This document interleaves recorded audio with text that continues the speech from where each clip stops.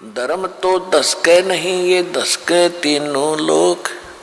खैरायत में खैर है भाई कीजिए आत्म पोख। तो मनुष्य जीवन के आपके साथ जो मनुष्य जीवन में संग्रह करोगे, ये धन है जो आपका आपके साथ जाओगा। कबीर सब जग निर्धना, धनवंता ना कोई। धनवंता सो जानियो, जिस पर राम नाम धन होवे। कि सारा संसार निर्धन है, जिसके पास सत्य भक्ति जो राम का नाम का धन है, यानी सच्चे मंत्रों की कमाई जो है राम नाम का धन होता है, वो एक धनवान है। बाकी संसारिक संपत्ति, भौतिक जिसके पास संपत्ति है, उसको अध्यात्म मार्ग में धनी नहीं माना जाता। फिर क्या बताते हैं कबीर, राम रटत निर्धन भलो, और टूटी घर की छान है, वो सुंदर महल किस काम के, जहां भक्ति नहीं भगवान। पुण्यात्माओं, आज परमात्मा के बच्चे जिनको दीक्षा प्राप्त हो चुकी है, उसके परिवार के अंदर एक मिनी आश्रम बन गया। ऐसा स्थान बनाया जाता है जहाँ भगवान के स्वरूप को रखते हैं, जहाँ परमात्मा की ज्योति जलाई जाती है। सभी उठकर वहाँ प्रणाम करते हैं। सुबह और शाम दोपहर को भगवान की चर्चा चलती है, रमैणी होती है, आरती होती है, सुबह के नित्यनेम होते हैं। फिर दिन में जब भी टाइम लगता है, कोई मंत्र कर रहा है, कोई सिमरन सतनाम का कर रहा है, तो कितना माहौल बदल गया ना। उसमें बकवाद बतलावा वो नो बोला, वो नो बोला, उसका नाश होगा, उनका ऐसे नुकसान होने वाला है, वो ऐसे गलती करते हैं। तो इस तरह की बकवादें बतला के उस परिवार, उस घर के अंदर हम ये कुविचार छोड़ देते थे।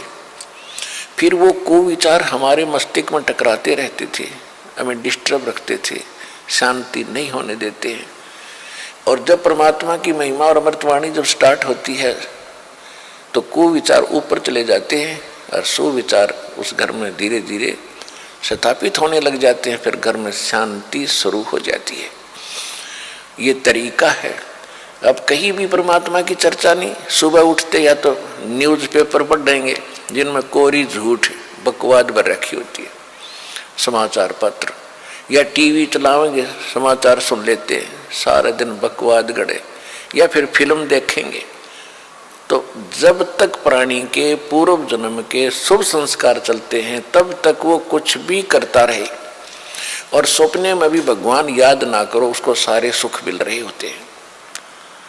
तो संसार ये देखता रहता है, भगत भी डिस्टर्ब हो जाते हैं कि हम भक्ति भी कर रहे हैं, हमें आपत्तियों का फिर भी कोई ना कोई सामना करना पड़ जाता है। और दूसरा व्यक्ति सारा दिन बकवाद करते हैं, शराब पीते हैं, ताश खेलते हैं, राजनीति में बड़े रहते हैं, और कोई भी बुरे काम की कोई टाल नहीं उनके, और वो फिर भी सुखी है। तो इसको देखकर विचलित ना होना, परमात्मा के बताए इस पॉइंटों को, बिंदुओं को ध्यान से सोचना। कहते वो पिछले जन्म के पुण्यकर्मी प्राणी हैं, और जब तक उनके पुण्य चलेंगे, वो कितने को वध करो, उनको कोई हानि होने वाली नहीं है। और जब उनके पुण्य समाप्त होंगे, फिर पाप कर्मों का दौर शुरू होगा। फिर देखना उनके घर में के कैर टूटेंगे। और आप के ऊपर भक्ति करते करते भी दिक्कत आ रही है, तो अगर भक्ति ना करते तो आपका तो सर्वनाश हो जाना था। विचार कीजिए,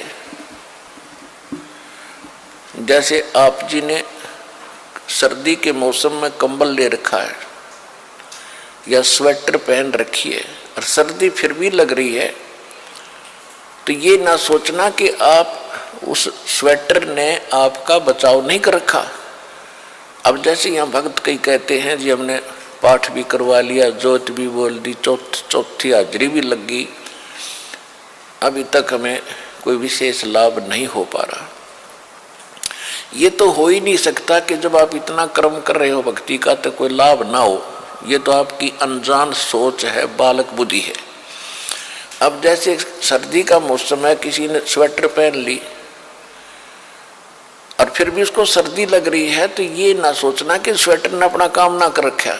स्वेटर अपना काम कर रही है, लेकिन सर्दी अधिक है तो उसके लिए जर्सी और पहन ले ऊपर के, और उसके बाद भी सर्दी महसूस हो रही है तो कंबल ओढ़ ले। यानी ये नहीं है कि ये कहना कि मैंने जर्सी भी पहन ली फिर भी सर्दी का लग रही हाथ पैरों को, तो ये तो अनजान व्यक्ति कहेगा जिसने इस प्रोसेस का पता नहीं, भगवान के मार्ग का ज्ञान नहीं। तो जो आप पुण्य कर रहे हो और विधिवत कर रहे हो, पूरी विधि यहाँ पर प्राप्त है। गुरु जी के बिना दान करना व्यर्थ है। आप जी को सतगुरु मिले, आप जी को विधि मिली है, आपको पूर्ण परमात्मा मिला है, पूर्ण परमात्मा का मार्ग मिला, सत भक्ति मिली है, और फिर आप साधनाएं सही कर रहे हो, तो आप ये ना सोचना कि आपको लाभ नहीं हो रहा। आपके पाप कर्मों की सर्दी घनी है, और ये करते करते भी कहीं ना कहीं से थोड़ी बहुत ठंड महसूस हो रही है। यदि ये ना कर रहे होते तो नमूनिया होकर मर जाते, ये समझ लेना।